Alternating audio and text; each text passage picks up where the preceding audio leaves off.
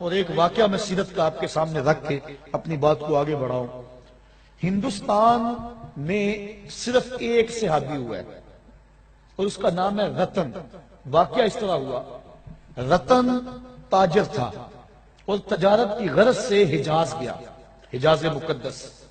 وہاں جب پہنچا تو حرم کے قریب ایک گہری کھائی تھی، اس کے پار کچھ بچے لگے ہوئے تھے۔ ایک بچہ عمر میں چھوٹا ہونے کی وجہ سے کھائی کے اس سمت ہی انتظار میں تھا کہ میں کھائی کو کیسے عبور کروں۔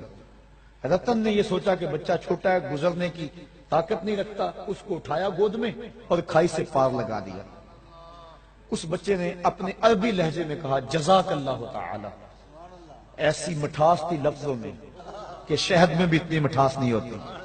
اللہ اکبر۔ رتن ساری زندگی ان لفظوں کو نہیں بھول سکا، اس نے جو جملے کہے تھے، اس نے جس لہجے میں بات کی تھی۔ خیر وقت گزر گیا، تجارت چھوڑ کے اپنے گھر بیٹھ گیا۔ ایک دن مکان کی چھت پہ لیٹا ہوا ہے رتن، اس نے کیا دیکھا کہ جو آسمان کا چاند ہے وہ دو ٹکڑے ہو گیا اور زمین پہ آ گیا۔ گھبرا کہ شاید قیامت آ گئی ہے۔ تھوڑی دیر کے بعد پھر کیا دیکھا، چاند دوبارہ جا کے اپنی جگہ پہ جڑ گیا۔ پریشان تھا، یہ کیا ہوا؟ یہ منظر اس نے ہندوستان میں دیکھا۔ کچھ عرصے کے بعد عرب سے کچھ تاجر جو یہاں عرب گئے ہوئے تھے واپس پلٹے، انہوں نے کہانی سنائی کہ مکے میں ایک چاند چڑھا ہے جس نے چاند کو قدموں میں بلایا ہے۔ انہوں نے ساری کہانی سنائی۔ رتن کے دل میں شوق پیدا ہوا، اس کی زیارت کر کے آؤں اور وہ نبی ہے اس پر ایمان لاؤں۔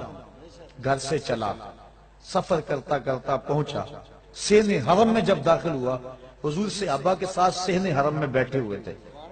یہ آگے ملنے کے لیے ہوا، آقا مسکرا پڑے اور فرمایا اراتن ہندیون، کیا تو رتن ہندی ہے؟ قال نعم، عرض کی حضور ہاں میں رتن ہندی ہوں، لیکن آپ کو کس نے بتایا ہے؟ کہا جس رب نے مجھے نبی بنایا ہے۔ اب اگلی بات سنیے۔ اب رتن کہنا چاہ رہا تھا کہ میں ایمان لانا چاہتا ہوں۔ آقا کریم نے فرمایا قریب آجا، میں تیرے لیے بیٹھا ہوں۔ تجھے یاد نہیں بچپن میں ایک بچے کو تو نے کھائی سے پار لگایا تھا، وہ بچہ اب تیرے سامنے موجود ہے، اور تو نے مجھ کو اس کھائی سے پار لگایا تھا۔ آج میں کلمہ پڑھا کہ تجھے جہنم کی کھائی سے پار لگانا چاہتا ہوں۔ ایمان کی دولت سے مال ہوا۔ نبی سے جو پیار کیا گیا ہے کبھی رائے گا؟ یہ جو کہتے ہیں سبحان اللہ، اگر آپ کو ٹھنڈ بھی لگ گئی نا سردی میں تو پھر بھی رائے گا نہیں جائے گا۔ اللہ اکبر۔ یہ نبی سے پیار ہے، یہ میرے سے نہیں ہے، بات ذہن میں رکھیں، یہ نبی سے پیار ہے، نبی سے محبت ہے، اور نبی کا نام سن کے ٹھنڈ پڑ جاتی ہے کلیجے کو۔ تو نبی سے کیا گیا پیار رائے گا نہیں جاتا۔ تو حضور کی ولادت پر جن لوگوں نے خوشی کی، اللہ نے ان کو نوازا۔